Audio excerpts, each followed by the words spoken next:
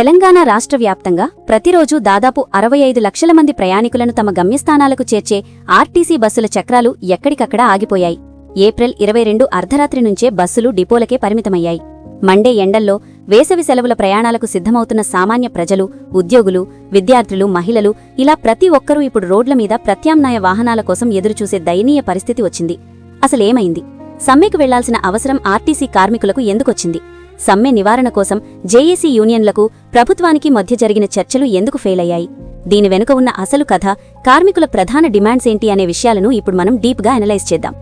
అసలు ఏప్రిల్ 21 రాత్రి ఏం జరిగింది అనేది ముందుగా చూస్తే, మార్చి 13నే సమ్మె నోటీసులిచ్చిన ఆర్టీసీ జేఏసీ నేతలతో ప్రభుత్వం చివరి నిమిషంలో చర్చలకు దిగింది. సెక్రటేరియట్లో ప్రభుత్వం నియమించిన ఐఏఎస్ అధికారుల కమిటీతో జేఏసీ నాయకులు చర్చలు జరిపారు. సాయంత్రం 5 గంటలకు మొదలైన ఈ చర్చలు రాత్రి 9:30 వరకు సుదీర్ఘంగా సాగాయి. కానీ ఈ చర్చల్లో ఎటువంటి ఫలప్రదమైన ఫలితం రాలేదు. ప్రభుత్వం తరపున ఉన్న కమిటీ ఈ సమస్యల పరిష్కారానికి, డిమాండ్ల అధ్యయనానికి మరో 4 వారాల గడువు కావాలని అడగడంతో జేఏసీ నాయకులు తీవ్ర అసంతృప్తి వ్యక్తం చేశారు. గతంలో కూడా కమిటీల పేరుతో ప్రభుత్వం కేవలం కాలాన్ని సాగదీసిందని, సమస్యలను నీరుగార్చే ప్రయత్నం చేస్తోందని ఆరోపిస్తూ ఏప్రిల్ 22 మొదటి షిఫ్ట్ నుంచే సమ్మెకు వెళ్లడానికే యూనియన్లు నిర్ణయించుకున్నాయి. ఈ సమ్మె వెనుక ఉన్న ప్రధాన కారణాలు కార్మికులు అడుగుతున్న 32 డిమాండ్లు. ఇందులో ముఖ్యంగా కొన్ని డిమాండ్లు చాలా బలమైనవి, ఏళ్లుగా పరిష్కారం కానివి. వాటిలో మొదటిది ఆర్టీసీని పూర్తిగా ప్రభుత్వంలో విలీనం చేయడం. ఈ విలీనం ప్రక్రియపై ప్రభుత్వం స్పష్టమైన విధానాన్ని ప్రకటించకపోవడమే ఈ సమ్మెకు మెయిన్ రీజన్. రెండవది యూనియన్లను పునరుద్ధరించడం. ఆర్టీసీలో కార్మికుల హక్కుల కోసం పోరాడే యూనియన్లను గతంలో రద్దు చేశారు. వాటిని వెంటనే అనుమతించాలనేది వాళ్ల డిమాండ్. మూడవది ఎలక్ట్రిక్ బస్సులను ప్రైవేట్ వ్యక్తులకు అద్దె ప్రతిపాదికన కాకుండా ఆర్టీసీ యాజమాన్యమే సొంతంగా కొనుగోలు చేసి నడపాలి. ఇక ఆర్థికపరమైన డిమాండ్ల విషయానికొస్తే, ఏళ్లుగా పెండింగ్లో ఉన్న వేతన సవరణలను, పీఆర్సీలను వెంటనే అమలు చేయాలని కార్మికులు కోరుతున్నారు. అలాగే కార్మికుల జీతాల నుంచి కట్ చేసిన పీఎఫ్ డబ్బులు మరియు క్రెడిట్ కోఆపరేటివ్ సొసైటీ బకాయిలను యాజమాన్యం వాడుకుందని, ఆ నిధులను వెంటనే వారి ఖాతాల్లో జమ చేయాలని డిమాండ్ చేస్తున్నారు. జేఏసీ చైర్మన్ ఎదురు Venkanna, general secretary Thomas Reddy లాంటి నేతలు ఈ డిమాండ్ల సాధన కోసం పట్టుబడుతున్నారు. 2 జేఏసీలు ఏకతాటిపైకి రావడంతో ఈ సమ్మె ఇప్పుడు ఉధృతంగా మారింది. అయితే రేవంత్ రెడ్డి నాయకత్వంలోని కాంగ్రెస్ ప్రభుత్వ వాదన మరోలా ఉంది. ఆర్టీసీని ప్రభుత్వంలో విలీనం చేసే అంశమనేది ఒక రోజులో జరిగేది కాదని, దానికంటూ కొన్ని చట్టపరమైన, ఆర్థికపరమైన చిక్కులు ఉంటాయని, అది చాలా పెద్ద ప్రక్రియ అని రవాణా శాఖ మంత్రి పొన్నం ప్రభాకర్ చెప్తున్నారు.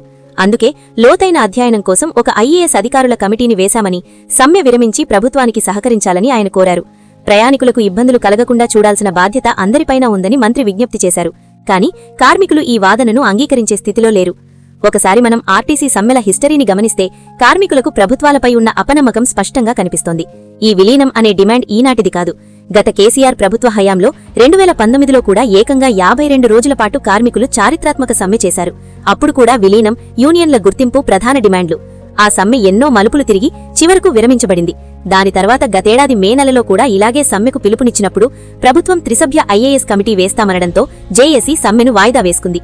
అంటే ప్రతిసారీ సమ్మె సైరన్ మోగగానే ఒక కమిటీ వేయడం, దాన్ని తర్వాత పక్కన పెట్టేయడం రివాజుగా మారిపోయిందని కార్మికులు తీవ్ర ఆగ్రహంతో ఉన్నారు. ఈసారి అలా కుదరదని, స్పష్టమైన జీవోలు వచ్చేదాకా వెనక్కి తగ్గేది లేదని తేల్చి చెప్పారు. ఈ సమ్మె వల్ల క్షేత్రస్థాయిలో జరుగుతున్న నష్టం అంతా ఇంతా కాదు. రాష్ట్ర వ్యాప్తంగా సుమారు 6,000కు పైగా బస్సులు రోడ్డెక్కలేదు. హైదరాబాద్ నగరంతో పాటు ఆదిలాబాద్, కరీంనగర్, మెదక్, నిజామాబాద్ లాంటి జిల్లాల్లో మారుమూల గ్రామాలకు రవాణా వ్యవస్థ పూర్తిగా స్తంభించిపోయింది. ముఖ్యంగా ప్రస్తుత ప్రభుత్వం తీసుకొచ్చిన మహాలక్ష్మి స్కీమ్ కింద ఉచిత ప్రయాణం చేస్తున్న మహిళలు ఇప్పుడు తీవ్ర ఇబ్బందులు ఎదుర్కొంటున్నారు. తప్పనిసరి పరిస్థితుల్లో ఆటోలను, ప్రైవేట్ క్యాబులను ఆశ్రయించి జేబులు గుల్ల చేసుకుంటున్నారు. డిపోల దగ్గర ఎలాంటి ఉద్రేకాలు జరగకుండా పోలీసులు భారీగా మోహరించారు. కొన్ని చోట్ల ప్రైవేట్ డ్రైవర్లతో బస్సులు నడిపించడానికి అధికారులు ప్రయత్నిస్తున్నా అది పూర్తిస్థాయిలో ప్రత్యామ్నాయం కాలేకపోతోంది. మొత్తానికి ఒక పక్క కార్మికులు తమ న్యాయమైన హక్కుల సాధన కోసం పట్టుబడుతుంటే, మరో పక్క ప్రభుత్వం కమిటీల అధ్యయనమంటూ సమయం అడుగుతోంది.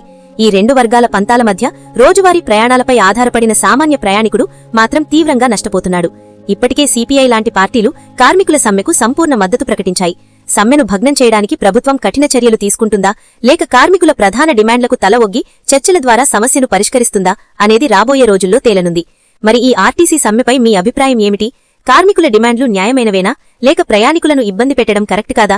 మీ అభిప్రాయాన్ని కమెంట్స్ లో పంచుకోండి. మా వీడియోస్ మీకు నచ్చినట్లయితే లైక్, షేర్, సబ్స్క్రైబ్ చేయండి.